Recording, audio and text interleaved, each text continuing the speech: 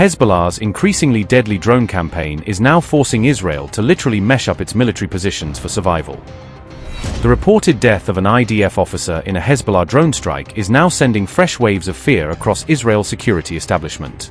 Israeli troops are racing against time to defend themselves from what appears to be a growing onslaught of Hezbollah retaliation attacks. Even while defying the Trump-backed ceasefire, Israel is now reportedly hiding behind massive mesh nets to counter Hezbollah drones.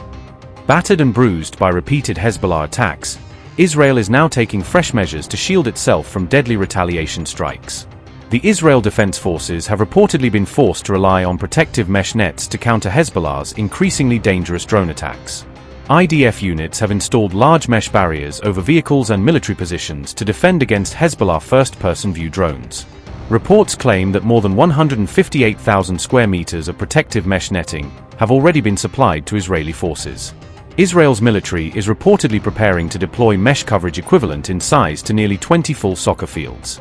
The protective netting is intended to shield Israeli troops from the devastating impact and precision of Hezbollah drone strikes.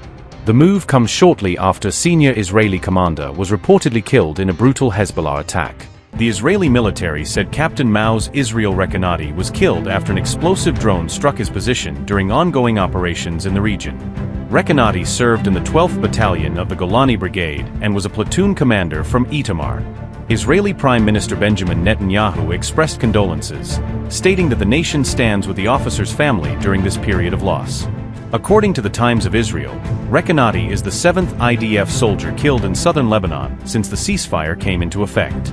Meanwhile, a civilian contractor was also reported killed in the same operational theater, adding to the overall casualty count in recent days.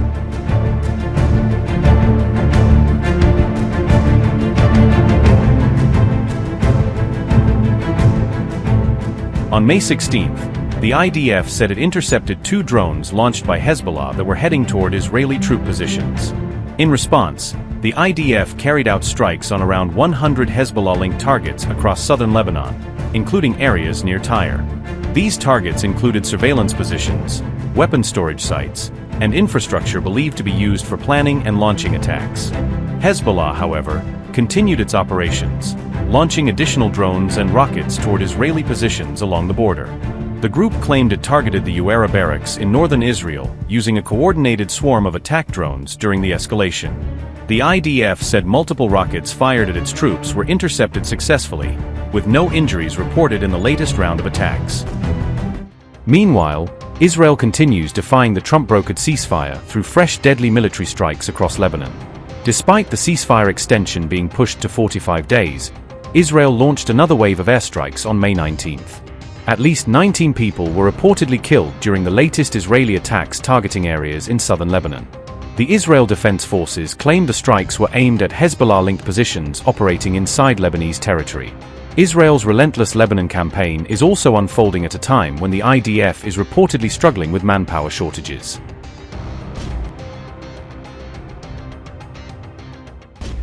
The Israel Defense Forces have confirmed a substantial manpower shortfall amid simultaneous operations on multiple fronts, raising questions about readiness and unit rotation. Reports indicate the manpower gap is expected to widen over the coming months as personnel are stretched and recruitment shortfalls persist. The first cohort of troops who signed up under shortened enlistment terms are due to be discharged in January 2027. A timeline officials warn could further reduce available ranks if replacements are not mobilized. A senior IDF officer told the Times of Israel on May 20th that the service is facing a pronounced shortage, marking an official acknowledgement of the scale of the problem. Military planners project unfilled positions will rise from about 12,000 to roughly 17,000, a jump that could strain sustainment, rotations, and operational planning. Separate reports say around 32,000 people have been classified as draft evaders, while an additional estimated 50,000 eligible recruits failed to present themselves for enlistment when called, compounding the shortfall. The IDF official said, and I quote, "We will very soon reach the region of 80,000 to 90,000 draft dodgers. The army is prepared to absorb twice as many Haredim as are currently enlisting," unquote. Tayyip's public warning came days after IDF Chief Lieutenant General Eyal Zami said the military urgently needs more soldiers, underscoring growing alarm at the highest levels of Israel's defense establishment. Lieutenant General Zami has urged the government to extend mandatory service to 36 months rather than the current 30. arguing longer terms will help plug critical manpower gaps and sustain operational readiness. In interviews and briefings cited by the Times of Israel, IDF officials warned the military could face collapse in certain functions if manpower shortages are not addressed, language that highlighted the severity of the crisis. The IDF previously told lawmakers that about 80% of documented draft evaders come from the ultra-Orthodox community, a statistic officials cited when discussing targeted policy and enforcement responses.